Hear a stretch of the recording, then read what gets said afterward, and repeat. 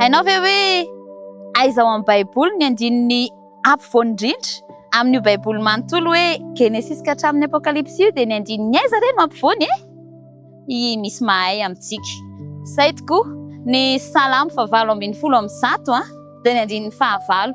Ny fomba hitadidiana azy ny eo alohan'izay dia ny toko fohy indrindra ao amin'ny baiboly ny Salamo 7:100 dia ny lava indrindra indray ny ao aorinany Salamo 7:100 misy ny andininy be indrindra ao amin'ny baiboly dia ny ampovoany Salamo 7:100 andininy 9. Ary izany no tiana hatolotra anao amin'ity androany ity ka andaony rahantsika mamaky Salamo 7:100 andininy 9 manao hoe tsara ny mialoka amin'ny Jehova noho ny mialoka amin'ny olona.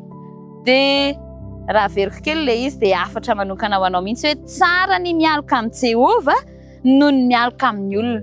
Amin'ity fiainana misy antsika ity tokoa dia feno fisafotofotoana ary maro ny mitady ny vahaolana etsy sy eroa, mitotototo atsy dia mitodika arifa izao androany andao andramana indray tsara ny mialoka amin'ny Jehova noho ny mialoka amin'ny olona ary manasa anao mihitsy aho hoe andao Andriamanitra. Izy no antsoina, izy no ialofana ary izy ihany no itokiana sy antsoina amin'ny zavatra rehetra dia ho tsapantsika ny fanatanterahany ny teniny hoe tsara ny mialoka amin'ny Jehova noho ny mialoka amin'ny olona.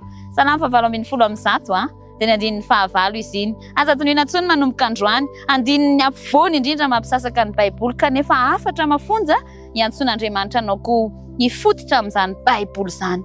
Tsara ny mialoka amin'ny Jehova noho ny mialoka amin'ny olona.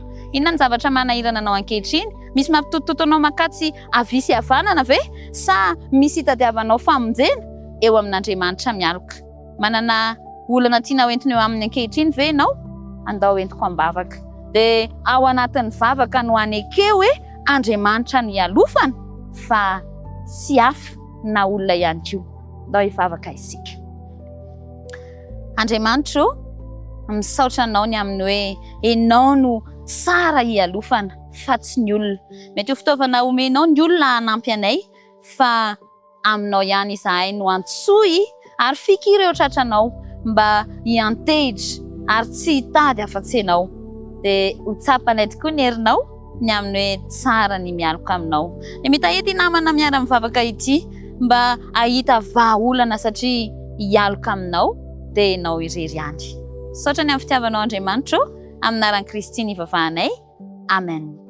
Dia amany olana amin'ny fiainanao Andriamanitra, izy ihany no ialofy. Mandra-pio.